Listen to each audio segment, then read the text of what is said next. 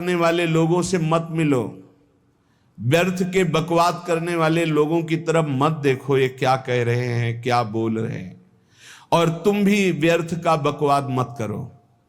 अपने समय को कीमती मान करके निरंतर प्रिया प्रीतम का नाम जप करो, उनके गुण लीला गाओ, उनकी सेवा में रहो। कभी प्रपंच की बातें, कभी प्रतिष्ठा का चिंतन, कभी नाना प्रकार के मान सम्मान का चिंतन, ये घुसने ना पावे हृदय में। बहुत सावधान रहना चाहिए साधक को। ऐसी बातें देखो मत, ऐसी बातें सुनो मत जिससे तुम्हारा हृदय उद्विग्न होकर प्रभु का चिंतन छोड़ दे। बंद करो अभी। अन्य लोगों के संग का त्याग कर दो, जो भगवत विमुख वार्ता करते हैं, संत निंदा करते हैं, दूसरों की निंदा करते हैं। कुछ हाथ नहीं लगता, ये लोग दुर्गति को प्राप्त होने वाले हैं। भक्तन निंदा अति बुरी भूल करे जिन कोय, किए सुकृत बहु जन्म के छिन में दारे खोए।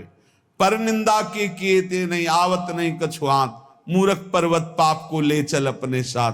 तो अलम कश्यापि संगत्या, ऐसा संग मत करो जिनके पास बैठने से भक्त निंदा, जन निंदा, भगवत निंदा हो। ऐसे से दूर रहो। अलम, बंद कर दो ऐसे लोगों का संग। रात दिन हम श्यामा श्याम का नाम जप करेंगे, श्यामा श्याम के लीला गुण गाएंगे, श्यामा श्याम के ही धाम का शोभा का चिंतन करेंगे। जब तुम अपना जीवन श्यामा श्याम के चरणों में न्यौछावर कर दोगे तो पूरा भार श्यामा श्याम ले लेंगे और तुम्हारे हृदय में मस्ती आ जाएगी। जो ऐसा निश्चयी होता है, दृढ़ निश्चयी, उसके अंदर दृढ़ विश्वास, तो उसके हर समय भगवान की स्फूर्ति होती रहती है। भारी प्रतिकूलता में भी भगवान का सानिध्य अनुभव होता है।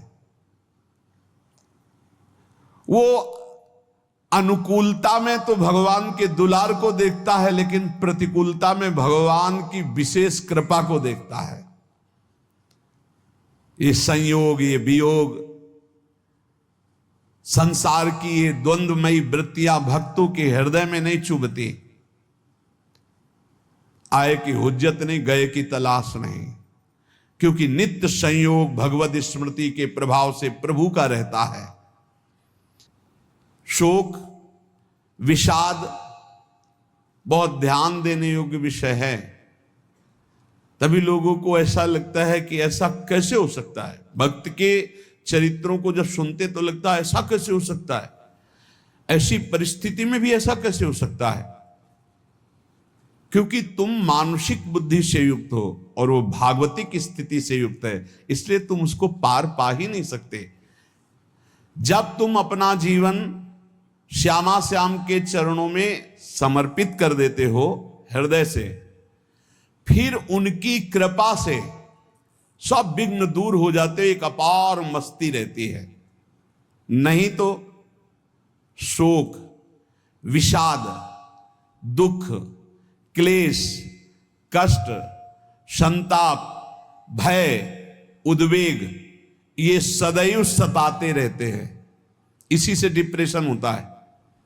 बार बार नकारात्मक चिंतन, शोक, विषाद, दुख, चिंता, क्लेश, संताप, भय, उद्वेग, यही पूरे मानसिक स्तर को नष्ट कर देते हैं। उत्साहहीन जीवन हो जाता है। जब तुम श्यामा श्याम को समर्पित हो जाते हो तो ये सब प्रवेश भी नहीं करते, एक अपार मस्ती बनी रहती है। अब क्या होगा? श्यामा श्याम जो करेंगे वही होगा। श्यामा श्याम पता नहीं कैसा करें, नहीं, वो सदैव मंगल भवन है, वो जो करते महामंगल होता है। ये